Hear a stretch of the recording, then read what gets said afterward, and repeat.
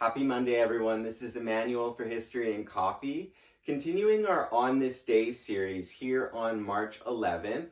Today we are celebrating the birthday of civil rights activist and minister Ralph Abernathy, who was born in Alabama on March 11th, 1926.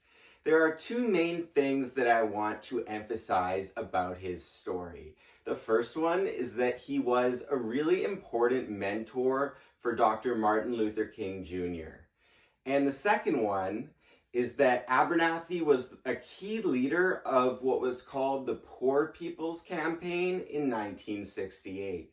Now, these two stories are very interconnected because he had really helped Dr. King rise to the top of the civil rights movement, and then unfortunately Dr. King was assassinated in April 1968.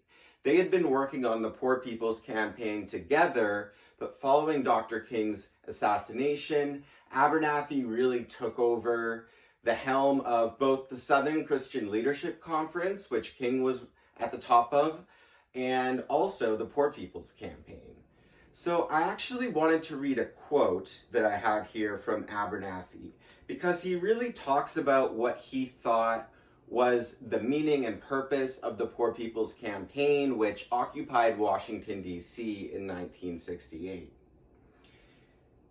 He said, quote, "We would set up a model for the rest of the nation to emulate. Everyone would live together in peace and mutual respect." And so what they were building in DC was what they called Resurrection City, and they really saw it as a representation of what could be accomplished if people all came together in mutual support for each other. So I have another quote. He later wrote that what he envisioned this Resurrection City as was, quote, "a new founding, the creation of a model for the just society.